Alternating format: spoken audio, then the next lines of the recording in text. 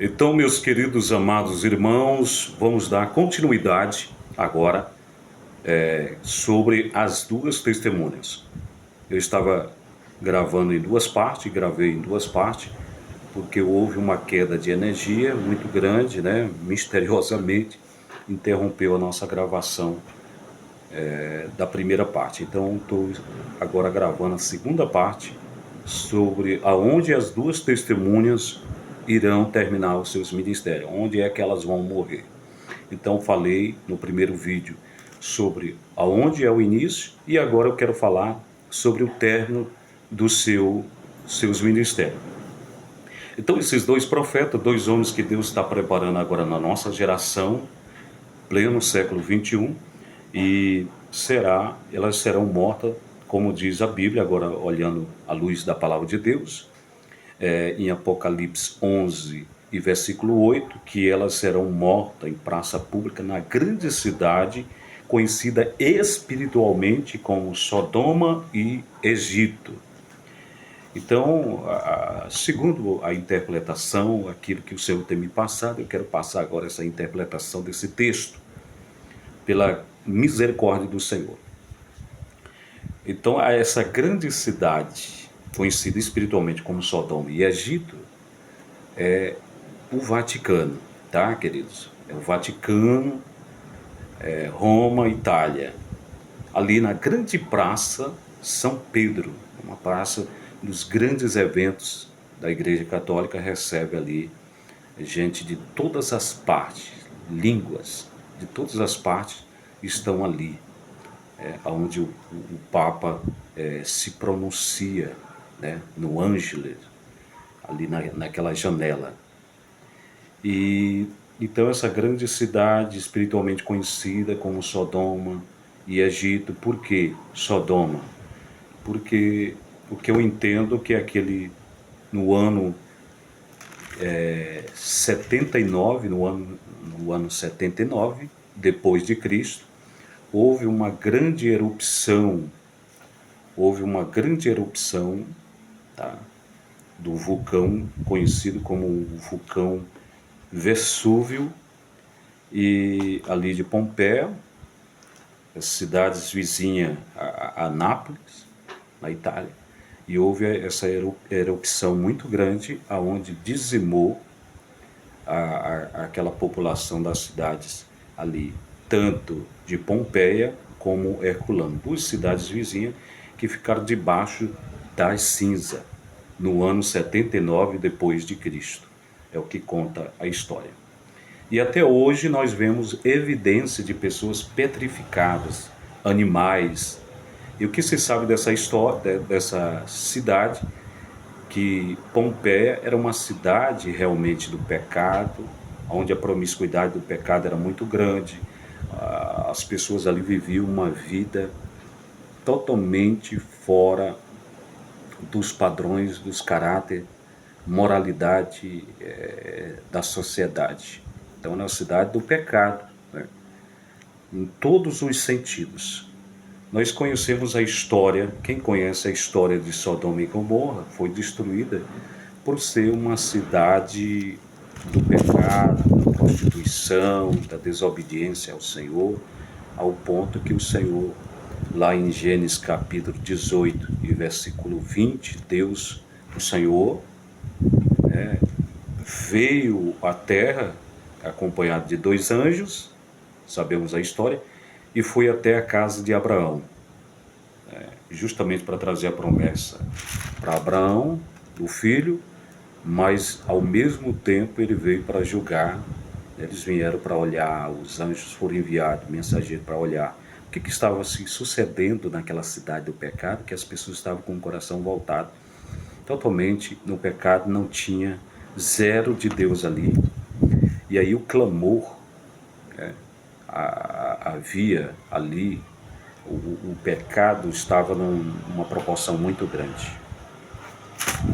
Então, o ministério desses dois profetas se findarão na grande cidade conhecida espiritualmente Sodoma e Egito. Então, Sodoma porque, pelo que eu entendo, há evidências até hoje dessas pessoas petrificadas estão lá em Pompeia, a exposição, essa cidade que foi destruída, devastada por erupção desse vulcão Vesúvio. Até hoje ele está lá, né? Então, segundo a evidência que seja na Itália, no Vaticano, onde as duas testemunhas serão mortas, Egito, né? Outra é conhecida como Egito, porque a Igreja Católica ela cultiva até hoje, ela tem essa tradição de manter ali os seus santos, que se chamam santos incorruptos. São pessoas que têm uma história religiosa dentro da Igreja Católica e que morreram e que continua lá guardado, né? São pessoas como lembra a história do Egito antigo, né? O Egito antigo ele cultivava o que? Os corpos depois da morte, mumificava, né? Embalsamava o corpo dos reis, eles eram embalsamados e ali era colocado dentro daqueles caixão e eles ficavam ali preservados, né? É uma tradição que eles tinham e até hoje nós temos evidências arqueológicas desses sarcófagos, né? Onde são guardados os restos mortais desses que passaram como grandes governantes, homens, grandes histórias, os reis, as rainhas e as histórias dos familiares ali, e colocado dentro daquelas pirâmides, as pirâmides do Egito.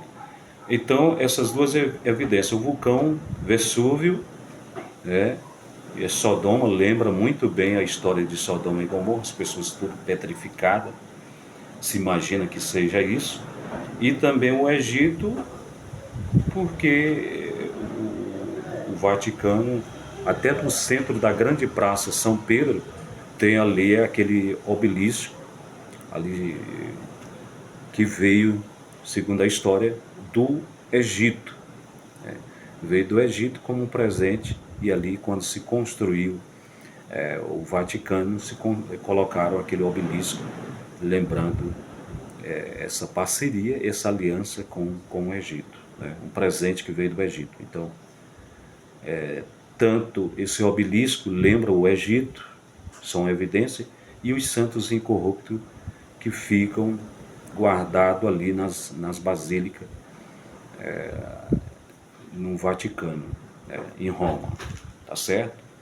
Então essas duas testemunhas vestidas em pano de saco, eles vão perturbar toda a terra e vai chegar um momento que eles serão confrontados diretamente com a besta do abismo, que não imaginamos como será essa figura, que vai momentaneamente triunfar sobre essas duas testemunhas.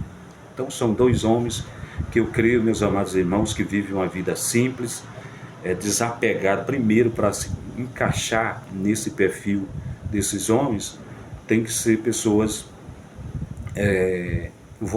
com a sua vida voltada, devocionada ao Senhor, desapegada de qualquer tipo de apego material e obediência total ao Senhor. Isso são uma das características que esses homens precisam ter para se encaixar nesse perfil das duas testemunhas. Eu não acredito, eu não creio que seja Moisés, Elias ou Enoque que venha. Eles já fizeram seus ministérios, já cumpriram com o que eles tinham que cumprir. Enoque viveu 365 dias e os dias dele ali foi muito intenso, porque o pecado ali já não havia a lei, ainda nesse tempo não havia lei, e as pessoas viviam de uma forma sem o temor de Deus, vemos várias tragédias acontecendo, o dilúvio. Então ele cumpriu com a sua missão aqui na terra. Moisés teve o seu papel fundamental de ser o libertador de Israel, sofreu muito a pressão no deserto. Ele cumpriu com o seu papel e ele está no descanso do Senhor, né? Ele está descansando no Senhor. E Elias também, que foi um homem que viveu dias intensos, dias de perseguição, foi um homem que, como a Bíblia diz, tinha os mesmos sentimentos que nós, tinha medo, tinha fome, tinha sono, e não passou pela morte por algum motivo. O Senhor teve esse propósito de o recolher num redemoinho e ele subir. Até porque nós cremos que no arrebatamento, quando a igreja se arrebatar daqueles que estiverem vivos e tiverem a sorte de passar pelo arrebatamento, eles não vão passar pela morte física. Os seus corpos, amém, serão transformados em corpos incorruptíveis, vão encontrar o Senhor nos ares. Então eles vão ter esse privilégio de estar na glória do Senhor sem ter passado pela morte. Então eu acredito não só o fato de que Elias não morreu, Enoque que foi transladado também, não passou pela morte, que eles têm propriamente que eles têm que voltar. Então eu acredito que sejam homens da nossa era, da nossa geração, que Deus vem preparando, e eu acredito que tem pessoas altamente capacitadas para esse trabalho, desde que se encaixe dentro do perfil que o Senhor quer. Então eu não acredito que as duas testemunhas morram em Jerusalém, porque Jerusalém, a Bíblia diz que Sodoma e Gomorra são irmãs, né, co-irmãs. Então está aqui em Ezequiel, no capítulo 16 e versículo 49, diz assim: e eis que esta foi a iniquidade de Sodoma, a tua irmã soberba,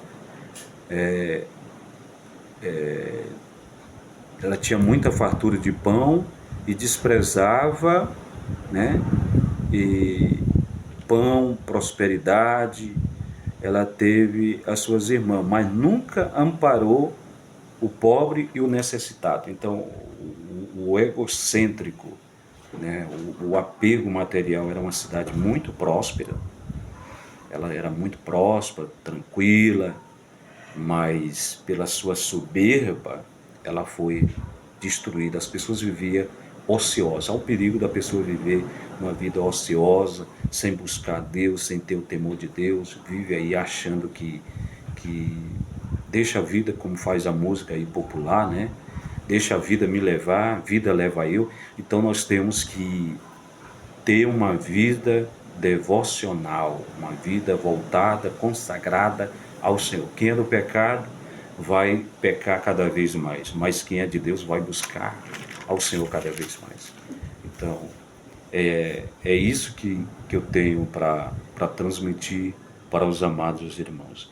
E aí essas duas testemunhas, elas vão confrontar o sistema do anticristo, por isso que elas vão ser mortas.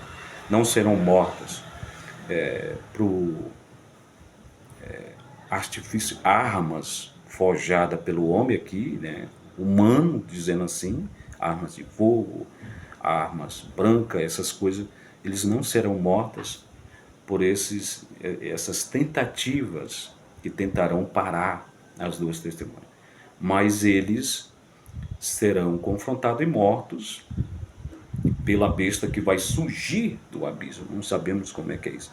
Vai surgir do abismo e ali terá um embate muito grande, uma batalha contra esses dois servos de Deus, e eles vão morrer e a besta triunfará momentaneamente. Depois de 3 dias e meio, como a Bíblia diz, elas se levantarão.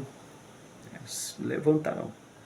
E o interessante também aqui frisar, meus irmãos, é que nesse período, as duas testemunhas que elas serão mortas e ficarão ali expostos os seus corpos em praça pública por 3 dias e meio, muita gente sabe que ali no Vaticano é muitas câmeras, é gente de todas as partes, mundial, filmando. E elas serão filmadas e, e transmitida a imagem ao vivo para o mundo inteiro, em tempo real. E ninguém poderá pegar nos corpos dessas duas testemunhas. E ali as pessoas mandando presente uns para os outros. E é o interessante que essas ferramentas nós já vemos aí. Por exemplo, no Instagram já tem essa ferramenta de mandar presente, né? É uma forma de a pessoa dar o tutorial, né? Aquela mensagem, mostrar coisas que eu não tenho acesso, você não tem acesso, mas em forma de presente você mandar, né, uma ajuda, recurso. Então as pessoas hoje, o mundo em si, as pessoas mesmo no caos, eles querem lucrar. Ver na pandemia quantos bilionários, milionários não ficaram mais bilionários com toda a tragédia que houve do coronavírus, né? Então há uma estatística que os ricos ficaram muito mais ricos, 81 mil reais por um minuto. Então eles lucrando da tragédia. Então as pessoas elas querem like, elas querem audiência a qualquer custo.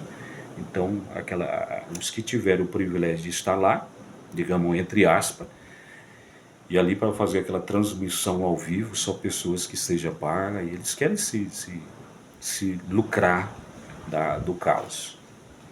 Mas essas duas testemunhas vão ouvir do céu, depois de 3 dias e meio, a voz do Senhor, e eles vão ressuscitar. Então as pessoas vão ficar pasmas, né? Perplexas com aquele fato daquelas duas testemunhas ressuscitar. E eles subirão para o céu, né? Em ascensão para o céu, o Senhor chamando. E naquele momento haverá um grande terremoto, não sei o tamanho da magnitude desse terremoto, só sabe que a Bíblia diz que ao passo que esse terremoto acontecer, 7.000 pessoas morrerão, enquanto as outras estarão em pânico, estarão em choque com tudo aquilo. E aí começa-se o cenário apocalíptico. Eu acredito que a igreja, a partir desses fatos, né, aqueles que ficarem vão se dar conta que seja realmente as duas testemunhas. Mas até então esses dois homens serão tidos como loucos, né? Serão tidos como perturbadores da terra. Elias passou por isso. E enquanto não acontecer esse fato realmente, que será o diferencial, o que credenciará realmente esses dois homens como homens de Deus. Até porque o anticristo também ele vai aparecer com grandes sinais e prodígios de mentira. Então nós vemos esse balanço que a gente faz, esse balancete, equiparando que Moisés, quando foi falar com o faraó, Moisés e Arão, eles foram confrontados pelos os mágicos, os encantadores, aqueles que estudavam a ciência do Egito, e eles querendo confrontar esses dois homens de Deus, Moisés e Arão. Quando Moisés jogou o cajado no chão, que virou a serpente, comendo ali a serpente, ela comeu as outras cobras. Quando ele tocou nas árvores, que virou também a água se tornar em sangue. Então o inimigo ele vai confrontar esses dois profetas, dizendo, sempre desmentindo, dizendo, até porque eles não têm um poder de mídia como o anticristo vai ter. Então o anticristo vai se revelar e só as duas testemunhas têm um poder de identificá-los eles, porque é um poder sobrenatural que é dado pelo Senhor. Então essas duas testemunhas serão homens extremamente usados, grandemente usados pelo Senhor e serão perseguidos de todas as formas. Mas o Senhor o ajudará, o Senhor sempre estará ali ajudando eles. Meus queridos irmãos? Então essa é a finalidade. E ao passo que outras revelações serão reveladas, mas isso só no tempo. Foi uma palavra que eu recebi do Senhor. Outras revelações justamente sobre